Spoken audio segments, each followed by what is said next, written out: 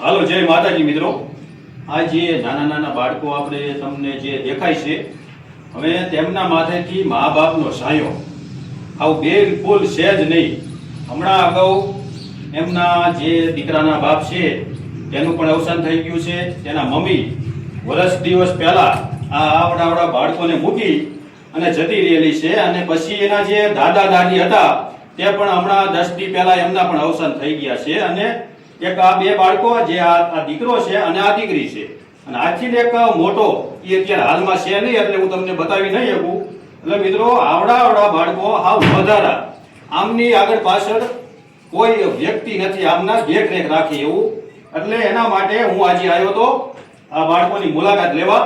એટલે આ બાળકોને મિત્રો આપણે ખાલી જો આપણે આમની મદદ આર્થિક રીતે પણ કરી શકીએ છીએ, પણ આર્થિક રીતે મદદ કરવામાં રૂપિયા દઈ, આપણે કોઈ ટેકો દઈ, દાણા બધું પૂરું પાડી, પણ કહેવાનો મતલબ કે અત્યારે આપણે દઈ ટેકો, પૈસા દઈ કે ખાવા પીવાનું દઈ, 12 મહિનામાં બધું ખતમ થઈ જાય અને આ બાળકોનું ભવિષ્ય છે તે હાવ ખરાબ થઈ જાય, કારણ કે કોઈ દેખરેખ રાખવા વાળું છે નહીં।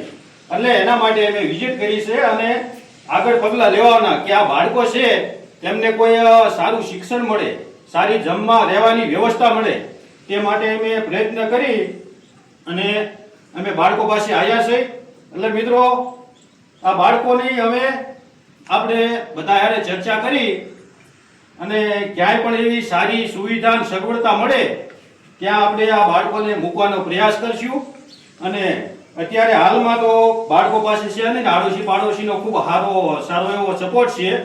તેઓ ખાવા પીવાની દેખરેખ ને તમામ વસ્તુની જવાબદારી પોતે ઉઠાવી રહ્યા છે, પણ કહેવાય છે ને કે કેટલાક દિવસ આપણે જે આના કોઈ દેખરેખ રાખવા વાળા ન હોય તો પછી પાડોશી કેટલાક દિવસ એમ આજ તેઓ હાવ વધારા છે, હવે ખારા પડતા પાડોશીના તેઓ દેખરેખ રાખી શકે છે, પણ આપણે આના ઉચ્ચ શિક્ષણ અને ભવિષ્ય માટે કંઈક થોડો ઘણો આપણે પ્રયાસ કરીશું।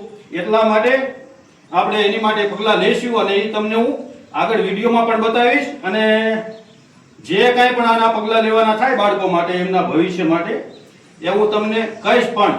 અને આપણે તાલુકો થાન છે અને જિલ્લો સુરેન્દ્રનગર। હવે થાનમાં પ્રોપર આ બાળકો રહે છે, તેમનું આ મકાન સુનસાન છે, તો નથી કોઈ મા બાપ, નથી કોઈ ભાઈ બહેન, નથી કોઈ કાકા કુટુંબ। ત્યાં કુટુંબી જે એમના સંબંધીઓ છે એમને પણ આપણે વાત કરી અને છોકરાના સારા ભવિષ્ય અને સારા શિક્ષણ માટેની વ્યવસ્થા થઈ જાય એ માટે આપણે પ્રયાસ કરશું। તો મિત્રો આ વિડીયોને બને એટલો શેર કરી દેજો અને આ બાળકોનું ભવિષ્ય સુધરે એ માટે આપણે પ્રયાસ કરશું।